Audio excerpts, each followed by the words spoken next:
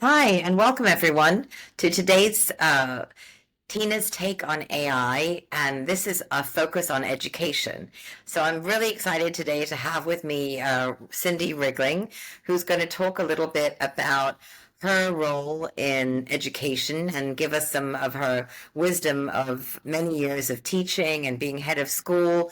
And I'm very excited to have Cindy with me today. I've had a chance to get to know her over the last few weeks, and I feel she would be very valuable in her contribution to the conversation about how AI is being integrated into education and into educational systems. So with that, I'm going to turn it over to Cindy. Cindy, maybe give the audience a little bit of background and talk a little bit about if you were using AI or not in your programs.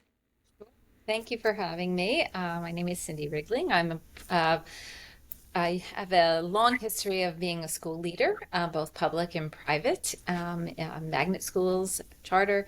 And I recently left my position as a head of school and became an educational consultant. Our school actually closed down, and it was a impetus for me to start thinking about my next steps. So yes, we absolutely were using AI. I think it's unavoidable in a classroom setting. My prior school was a preschool through grade 8 school, so we were using it differently at different grade levels.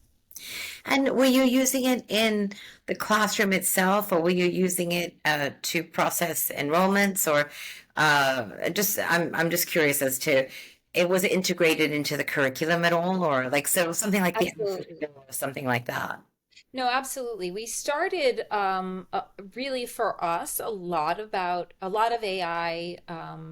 The use of AI was really about educating our students on media literacy, just Uh, giving them a media literacy curriculum and understanding how what AI is. It's not magic. yes, right, It's a data set right, that right. is then applied to an algorithm that yields a prediction. And we actually we had a whole curriculum where we had our students generating different kinds of queries through AI and trying to, get the AI to actually get the outcome that they were looking for. And so there are all kinds of tabletop Yeah. exercises that can be done. MIT actually has developed a really great curriculum. We use bits and pieces of that. So I think for us, it was really getting our kids to use with efficacy, Yeah. and understand that when they do a Google search, they are interacting with AI in some way, and they don't even necessarily know that. So really bringing in awareness to how the pros and the cons, the benefits of using it, and as well as the information that may not be accurate that they are getting, and or ways that it isn't necessarily ethical to use. Yeah, and I think it's so interesting if you can teach them what the prompts should be to get to come to the right conclusions, right? So, for example, I think you see all of these various courses of people saying we'll teach you how to create the prompts because the prompts are directly related to the results, right? And so it's so fascinating to me that you're teaching them, how to create prompts basically to get to the outcome that they want. That's I haven't heard anybody else say that they were doing that. It's so interesting. Yeah, I mean, it's important for them to understand that how it is generated, right? How Yeah. this data is processed, what the algorithm is, and how they, in fact, can make that happen. It's like I said, it isn't magical, and there's a lot that goes into that, right? It's not. I think I think we call it AI, but I think real AI is not. We're not close to. I think Yeah. we're talking. I think I mentioned this to you previously, that we're really talking about machine learning, and getting kids to understand what that is helpful. And also, it allows them to utilize it effectively without necessarily abusing its Yeah. um, support in their So learning, right? Because that's what I worry about as an yeah. educator. Well, I mean, a lot of, I think one of the consistent themes I've heard, and every school is kind of approaching it differently. So that's what's so interesting about this series.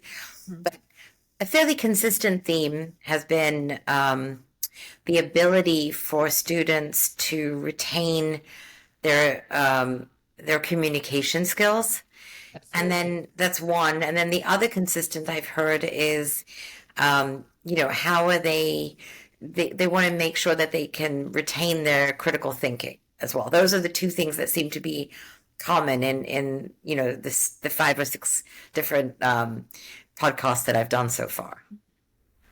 Absolutely. I think for me, writing, I have a background in having done a lot of work. I didn't get a degree in teaching literacy, but I've done a lot of work in different literacy circles. And I've always viewed the art of writing as giving voice to kids who sometimes struggle to have a voice or to be heard, Yeah, whether it's a child who just can better express themselves in writing than they are able to do verbally, or whether it's a child from an underserved community that finds a voice through writing that they didn't know they had, right? And so I do very much worry about that creative voice and being able to ensure that our kids have ways of expressing who they are, what they are thinking, what they are wanting, right? Or yeah, interested in. As far as critical thinking, I think I think there's a lazy quality to AI, right? There's a if you will, for lack of a better word, that kids think, oh, I have to think about how to solve this problem. ChatGPT, how do I solve this problem? And ChatGPT spits, and I think we all do it. As adults, we use, I mean, I find myself gravitating to use it in some ways that I just get a little lazy sometimes. And yeah, I don't want that. As adults, I think we can monitor ourselves. I think for kids, it becomes a pattern, a way of, that's how I express what I know. And it didn't come from my brain, yeah, unfortunately. yeah, Right? So I yeah, definitely worry about that as well. And I think a lot of the learning that is happening or has to happen is the adults in classrooms, teachers, educators yeah, need to be on top of this because kids are way ahead of us on it. yeah, yeah. And they, as they were when the internet Yeah, first, yeah. This is I'm very that old, similar to right? the internet, like where everybody, the kids were like, and the parents were like, "What is that thing that you're?" Right. Yeah, Yeah. I mean, yeah, I have a daughter who was born in 1992, and so she grew up with it, but really it was pretty early on that she was growing up with it, and she was much more comfortable explaining to me yeah, how to navigate the internet and how it worked, and that it too was not magic, right? yeah. And there's good and bad on that too, right? Everybody can. Absolutely, And I think absolutely. what's really interesting is that I think one of the things that people kind of understand, and I don't know if I'm assuming that's true, is that this AI phenomenon is not a fad. It's like it's going to be the way that we operate moving forward. And so, there's kind of like this window of opportunity to kind of understand it because it's moving at light speed. Like the way that you know, the the internet grew, it grew at a much slower pace. There's all kinds of articles that show how much faster AI is being adopted and is developing. And so it's really fascinating to me how I think the adoption rate is still pretty low in I, mainstream. I Yeah, I think there were early adapters, and I think everybody's catching up because the companies, for instance, we in my school used a learning management system. We made the transition a year or year and a half ago to a new learning management system, which had an AI component that supported teachers in just generating ideas around, Mm, inquiry experiences and or kind of real world learning opportunities, and that's who we were. So that was something we adapted. There was in other learning management systems, there is a bank that people put those ideas in, and you can look through them, and it's a little cumbersome, and they might not have something exactly on the topic that you're interested in. But in this particular system, because they were an early adopter of AI, they had an enormous, benefit, leg up on the other companies. And Yeah. I think what now I'm doing a little bit of work in the ed tech industry, right? I'm meeting with a lot of people and doing having a lot of conversations about it. And I think those companies that just sort of waited it out are really going to struggle to stay alive, and they just didn't get ahead of it in time. And I think that will happen in many different ways, unfortunately.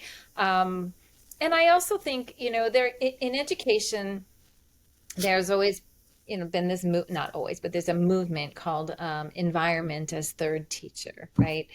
And so it's the student, it's the teacher, it's the environment. And this becomes part of the environment now. It's Yeah. almost like AI is fourth teacher, right? It's Yeah. really it's present, it's there, and it's learning how to help kids use it to help them, not stifle them. And it's learning how to use it as an educator to make sure that kids are doing their work and thinking and learning. And that's the challenge for teachers. I think that's going to be a very big challenge for teachers. Yeah, I mean, I think talk about writing a book. I've been writing a couple of books, and um, the first book is like how how things get destroyed, like what the fatal mistakes are that destroy businesses. And then the book I'm writing like right now is how to hold on to what you've built, and how an adoption of a late adoption of AI, can really hurt your net worth, because you're going to totally lose market share if you don't if you don't if you don't adapt to AI, because your competition is right. So Absolutely. and so that's kind of like, and it's directed at baby boomers, because baby boomers are kind of they're like frozen. Um, but it's going to be a pretty ugly decade if they don't kind of get on board. So Really true. You asked earlier if we were using AI in any other ways. Absolutely. There were some AI generated communications around very sort of cursory things.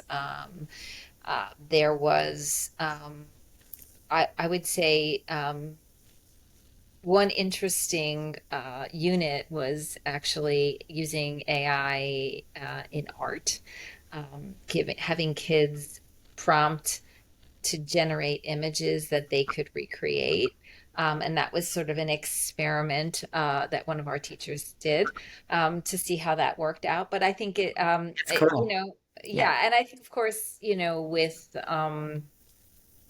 with supporting any sort of enrollment management system, we did not have that AI option in our system. But I know that there was a lot of marketing coming my way around systems that did, and that certainly had I remained in that role, we would have been looking at how Yeah. to adapt that as well. I mean, this program is sponsored by the Growth Stack, and the Growth Stack does that, right? They do AI integration of operating systems. So, you know, you would have been getting a call from me for that. Yeah. Um, It seems like the number one question is what is the biggest obstacle, right? yeah. I do think it's integration. I think it's onboarding. Some of Yeah, I the mean, I think that's the key. Like I was having a conversation with somebody yesterday, and I said, we're happy to come in and talk about the different work streams that we can automate.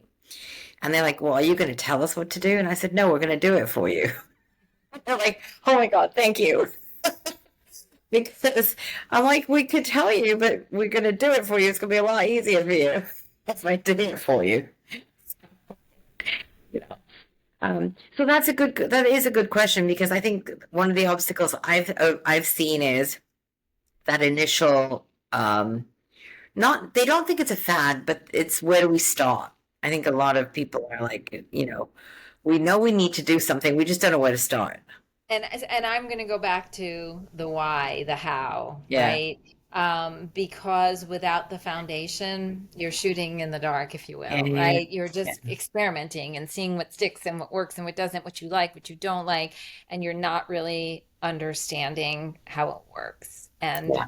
the dangers of it and the positive impact of it. So Yeah. I do believe I would encourage people to look up MIT's curriculum. You pick and choose what works, but they've done some really good, valuable work in setting the stage for this for kids, to laying a foundation. And Yeah. I do Right. think, I think we owe it to our kids to teach them about this, and therefore we need to learn.